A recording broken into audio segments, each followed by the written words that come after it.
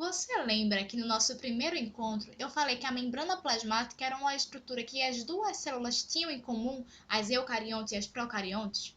Então, tem uma outra estrutura que essas duas células vão ter em comum, o citoplasma. Eu sou a professora Bianca Barreto e no nosso encontro de hoje eu vou te falar sobre as organelas citoplasmáticas.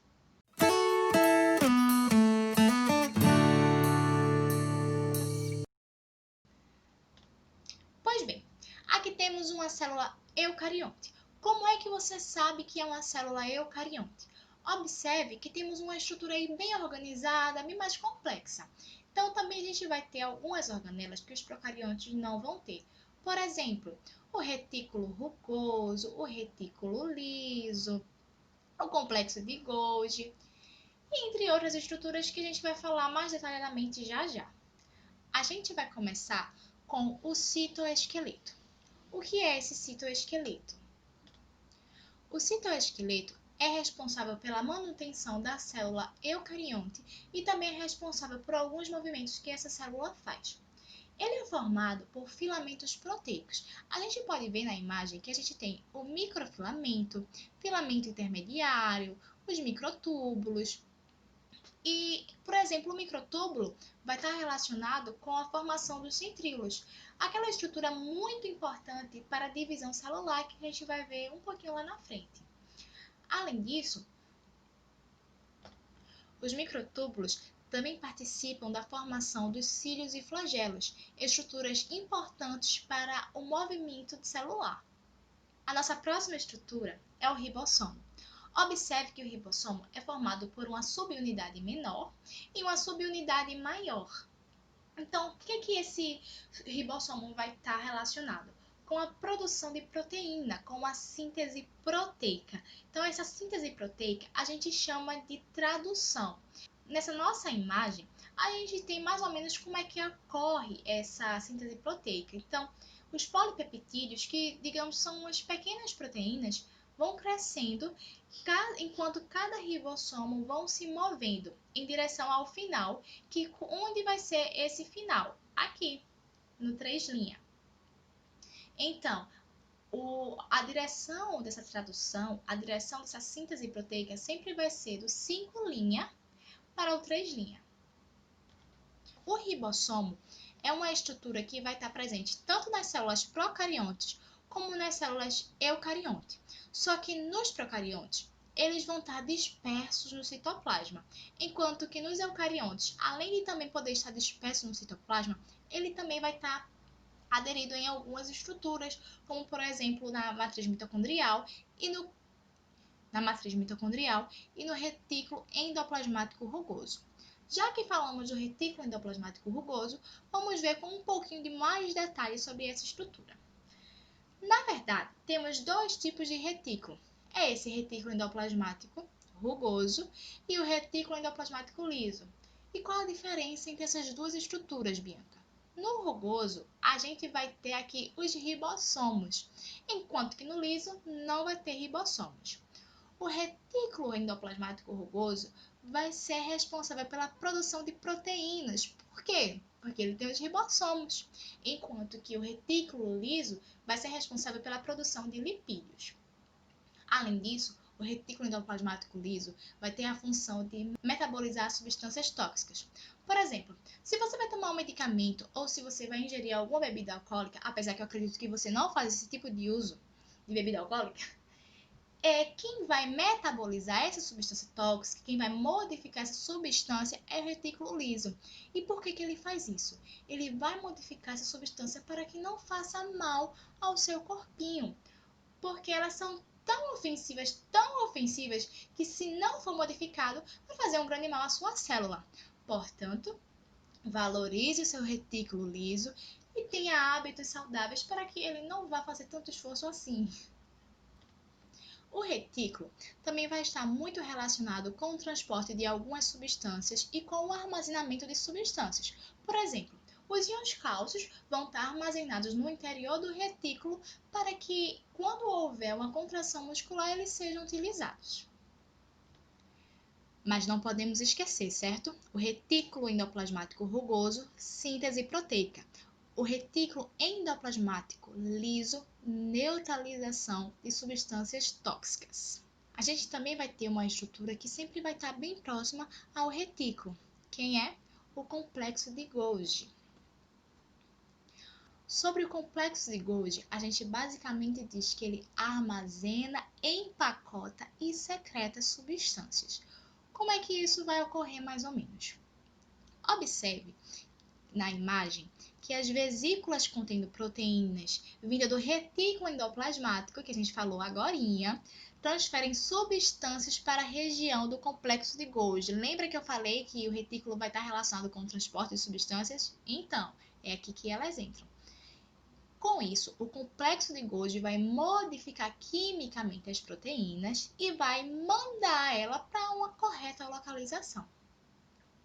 Uma outra coisa que é muito importante no complexo de Golgi é a formação do acrossomo dos espermatozoides.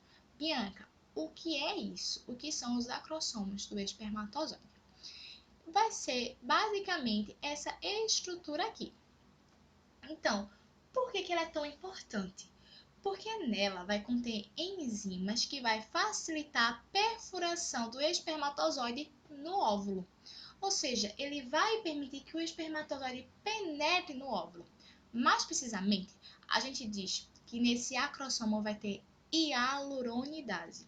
O que é isso? É a enzima que vai quebrar o ácido hialurônico, que é o que tem na camada que protege o óvulo. Portanto, a importância do acrossomo é justamente a penetração no óvulo feminino. Falaremos agora do lisossomo. Observe na imagem, aqui no ponto 1, que o lisossomo primário é gerado a partir do complexo de Golgi e com isso vai ocorrer a fusão entre o lisossomo e o fagossomo, formando o lisossomo secundário, para depois pequenas moléculas geradas pela digestão difundir para o citoplasma e assim o material não digerido é liberado. Não entendi nada, Bianca. Como assim? O lisossomo está relacionado com a digestão celular. Então, essa digestão pode ser heterofágica ou autofágica. A digestão heterofágica é aquela que ocorre com uma substância que veio do meio extracelular e ela entra na célula através da endocitose. Já a digestão autofágica ocorre com substâncias que já estavam lá no meio da célula. Um processo que o lisossomo também está relacionado é o processo de autólise. O que é isso? É o processo de destruição da própria célula, ou seja, as enzimas da célula vão se digerir. Então, não esqueça, lisossomo, digestão celular. Nossa próxima organela vai ser os peroxissomos. O que é esse peroxissomo? O peroxissomo primeiro vai estar na célula eucarionte somente, certo? Ela pode estar tanto no animal, na célula animal, quanto na célula vegetal. Mas na célula vegetal ela vai ter um outro nome que já eu vou falar. Em que consiste esses peroxissomos? Ele consiste na metabolização de substâncias tóxicas. Não, Bianca, você falou que isso era o retículo liso que fazia. Também. Mas ele também vai ter uma grande importância para a modificação dessas substâncias tóxicas. Por exemplo, lembra do álcool?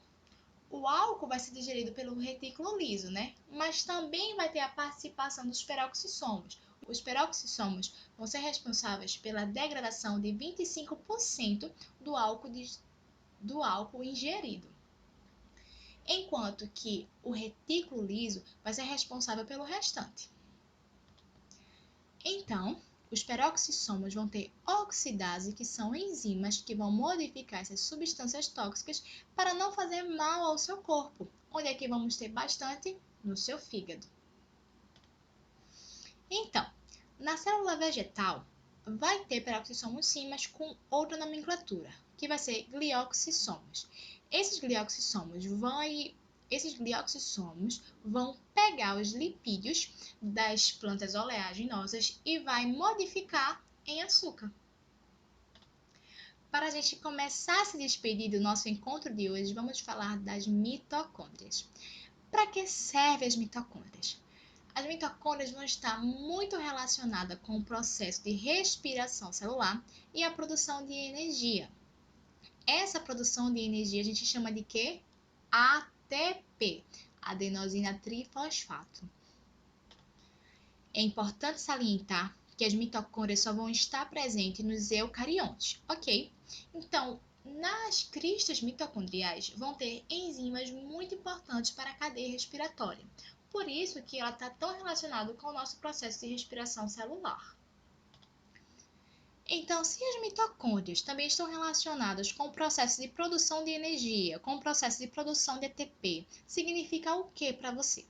Significa que onde houver um maior gasto de energia, ou seja, uma grande atividade, vai ter muitas mitocôndrias, ok? Quando os vestibulares abordam a questão da mitocôndria, elas falam muito sobre o DNA mitocondrial. O que é esse DNA mitocondrial? Você já deve ter escutado falar que você só carrega o DNA mitocondrial da sua mamãe, certo? Apesar que tem alguns estudos novos, de 2018 para cá, que viu que algumas pessoas podem também carregar o DNA mitocondrial do pai. Mas para sua prova, o DNA mitocondrial é somente de origem materna. Por que isso acontece, Bianca? Você lembra quando a gente viu o espermatozoide? Deixa eu voltar a imagem dele lá para a gente lembrar melhor. Então, no espermatozoide, o que vai ter também? As mitocôndrias. E por que em você só tem o DNA mitocondrial da sua mamãe? Porque essas mitocôndrias vão ser digeridas. E aí, quando houver a perfuração do óvulo, somente essa estrutura aqui que vai passar. As mitocôndrias vão ficar. Então, as mitocôndrias do seu pai não vai passar para você. Portanto, a gente diz que todo o DNA mitocondrial é de origem somente materna. Com isso, a gente finaliza o nosso diálogo de organelas citoplasmáticas por hoje. No nosso próximo encontro, nós vamos falar sobre o núcleo. Foi um prazer estar com vocês e até a nossa próxima aula.